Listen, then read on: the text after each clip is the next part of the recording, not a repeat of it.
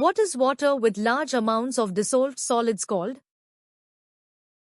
Saline water contains high concentrations of dissolved salts and solids, making it unsuitable for human consumption without specialized treatment. It is typically found in oceans and seas, characterized by its high salinity levels compared to inland water sources. What process involves the release of water from leaves? Transpiration is the process by which water vapor is released through the stomata of leaves into the atmosphere. It creates a suction force known as transpiration pull that helps in the upward movement of water and minerals from roots to the rest of the plant. Respiration is a metabolic process where organisms exchange gases and break down glucose to release energy. Photosynthesis is the process by which green plants use sunlight to synthesize food from carbon dioxide and water. Absorption refers to the process by which roots take up water and nutrients from the soil. Which process involves the movement of water across a semipermeable membrane? Osmosis is the specific diffusion of water molecules from a region of higher water potential to lower water potential through a semipermeable membrane. It is a passive process essential for maintaining turgor pressure and nutrient transport in living cells. Diffusion is the general movement of any substance from high to low concentration and does not necessarily require a membrane. Cellular respiration is a metabolic process that converts biochemical energy from nutrients into ATP.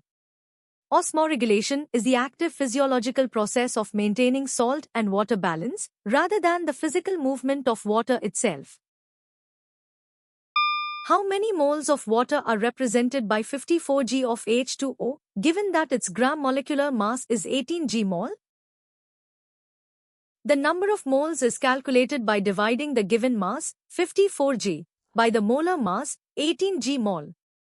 This results in 54 divided by 18 equals 3 moles, which is a fundamental stoichiometry calculation in chemistry.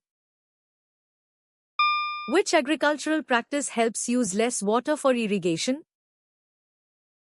Drip irrigation delivers water directly to the root zone, minimizing evaporation and runoff losses significantly. Sprinkler systems simulate rainfall and are more efficient than traditional surface methods, making them vital for sustainable water management. Water-intensive crops like paddy or sugarcane require vast amounts of water, leading to rapid depletion of resources. Flood irrigation is highly inefficient as it leads to significant water loss through evaporation and deep percolation. Large amounts of chemical fertilizers do not save water and can actually increase the plant's water demand. What happens to a balloon tied at the bottom of a pipe when water is poured in from the top? When water is poured into the pipe, the weight of the water column exerts downward hydrostatic pressure on the balloon at the bottom. This pressure increases with the height of the liquid, causing the flexible material of the balloon to stretch and bulge outward. The balloon cannot remain unchanged because the added weight of the water exerts a measurable force on it. The balloon is tied to the bottom, so it is physically prevented from floating to the top. The balloon would only shrink if the external pressure was significantly higher than the internal pressure, which is the opposite of what happens here. What is the specific latent heat of fusion of water? The specific latent heat of fusion is the amount of heat energy required to change 1 kilogram of a substance from solid to liquid at its melting point. For ice to turn into water at 0 degrees Celsius, it requires approximately 334,000 joules per kilogram. A value of 0 joules per kilogram would imply that no energy is needed for a phase change, which is physically impossible. The value 4,200 joules per kilogram represents the specific heat capacity of liquid water, not its latent heat. The value 836,000 joules per kilogram is incorrect and does not correspond to any standard thermal property of water. What is the process called where a chemical substance is added to water to speed up sedimentation?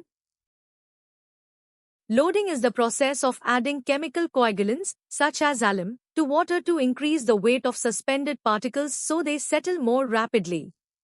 This technique is particularly effective for removing fine particles that are too light to settle by gravity alone. Which fact surprised you the most? Comment below and subscribe to Goshen for more.